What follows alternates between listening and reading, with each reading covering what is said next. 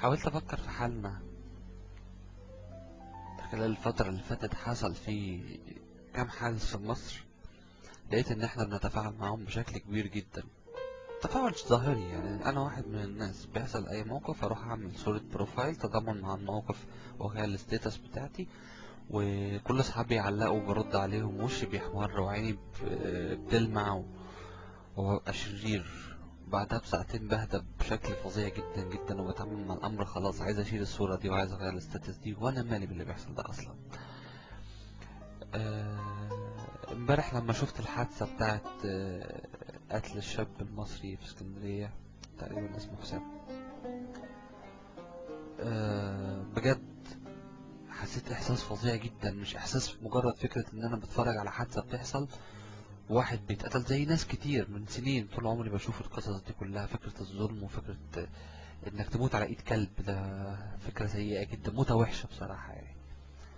بس ابتديت افكر في حاجات ابعد من كده بشوية. ابتديت اشوف الوضع اللي احنا واصلين له، الحياة اللي احنا وصلنا لها. ابتديت اشوف يعني مصر بتدي لمين او بتدي ايه. مين الوقت، مين الشاب اللي عايش في مصر امن على نفسه او امن على حياته او عايش يقول كلمة مرتاح. بقينا كلنا نفس المصير بتاع حسام. كلنا عايشين نفس الحدوتة، كلنا ميتين. اسمه خالد، معلش مش حسام. كلنا نفس الموتى.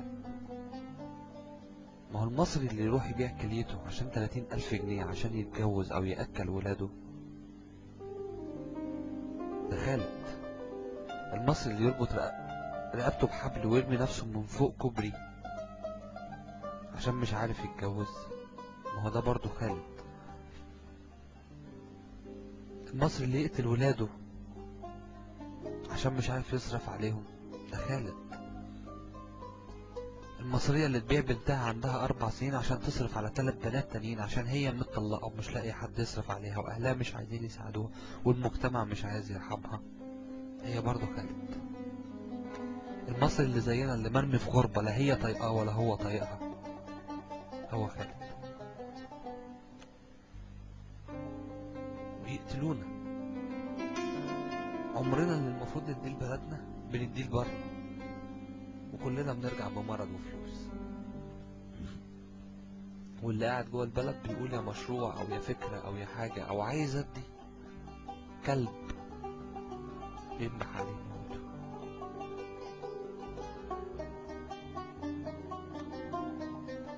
ما عادش في معايير، ما عادش بعرف اسمع كلمة. ما بسمعش اغاني المصري لما بنكسب في ماتش كورة، غير كده مفيش اي شيء جوايا.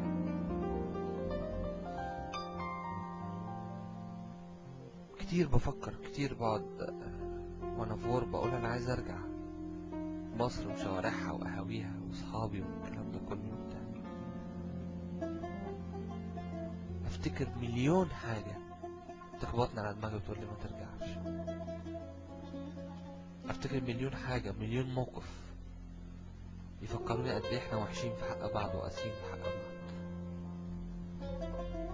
الغربة قاسية، بس انا اتحمل الغريب.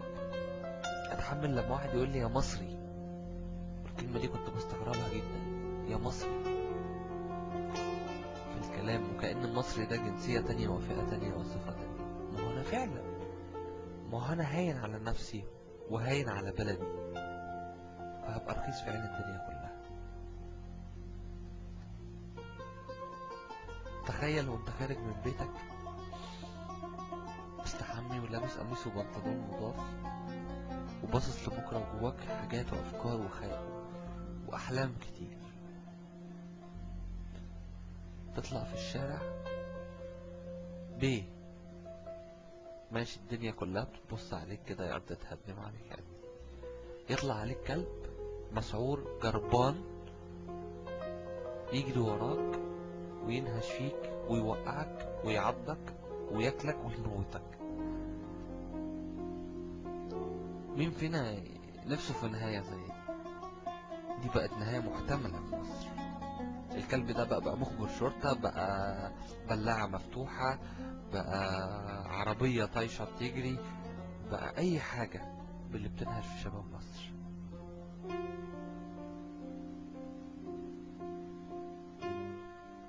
مش عارف، ساعات الواحد بيعيط لما بيشوف الحاجات اللي بتحصل حواليه. بتخيل اللي مات ده ملوش خطيبة او حبيبة او زوجة، ملوش ام، ايه احساسها يعني؟ إيه احساس جيرانه واصحابه؟ إيه احساس الناس اللي وقفوا حواليه يتفرجوا واتنين مخبرين بيضربوا فيه ويسحلوه ويخبطوا دماغه في سور ويخبطوا منظر الجثة مبين يعني ان الموضوع ما كانش الموضوع، كان خناقة مع قطر مش خناقة مع بني ادمين. مفيش حد، مفيش شخص واحد دخل وقف في النص قال كفاية، مش هقول ادخلوا ضربوا، مش هقول اعملوا اي حاجة. مفيش واحد يدخل يقف في النص يهدي يخف الضرب على الواد ده ويقول لهم كفاية.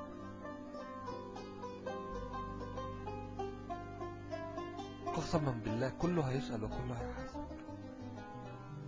قسما بالله كل واحد شاف البطل اللي بيحصل ده وما حاولش يغيره هيتسأل عليه. زمان من 10-12 سنة افتكر موقف، واحد من بلدي اتعذب، اتضرب في اسم شرطة وبرضه مات، فخدوه وقاموا رامينه قدام بيته وقاموا راجعين. أهله خدوه على العربية كرة ومشوا بيه لحد اسم الشرطة والشارع كله والمنطقة كلها الكلام ده كله. حصل ضرب نار، حصل، الناس كلها نزلت الشارع بقوا يضربوا فيهم ويضربوا في ويرد عليهم بالضرب والكلام ده كله. أمن مركزي وعساكر، وحتى عندنا حظر تجول شهور بسبب الموضوع ده. دول ناس غلابة وفقراء وسوري في الكلمة عربجية يعني، بس وقفوا وقفة. أنا مش مع إن أنا أرد بعنف، مش مع إن أنا أكسر مصالح حكومية وأكسر شوية، بس في ظلم بيحصل لازم أقفله، لازم أتضامن معاه. وأصبح اختصرنا حياتنا كلها في الشجب والإدانة، حتى كعرب حتى كمصريين. احنا نفسنا، احنا هو الفكر ده بتاعنا، احنا ليه بنتريق على الحكام بتوعنا؟ ما احنا اصلا كده،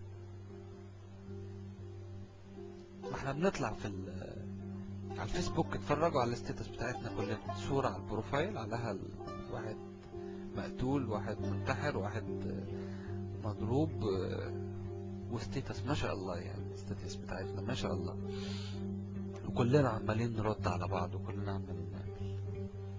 فكرتني بحاجة عيب ان انا اقولها، بس هي دي الوضع اللي احنا بنتكلم فيه فعلا. حد فيكم عدى بعربية مرة في حتة ضلمة لقى شوية كلاب قاموا قايمين يهوهوا جنب العربية، مشوا جنبها 50 متر ورجعوا تاني قاموا قاعدين يلحسوا في ودن بعض؟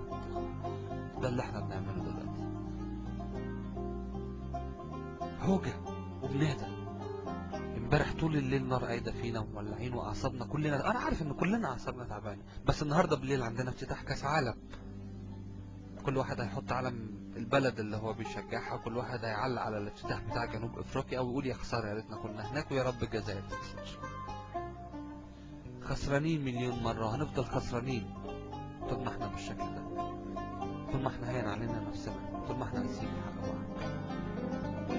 طول ما احنا اختصرنا كل حياتنا في كلمة شكوى. نطلع في التلفزيون نقول المفروض البلد تتغير، البلد مش هتتغير الا لما احنا نتغير. مش عارف موضوعي له بداية ولا له جسم ولا له نهاية، مش عارف، بس انا حبيت اقول شوية كده.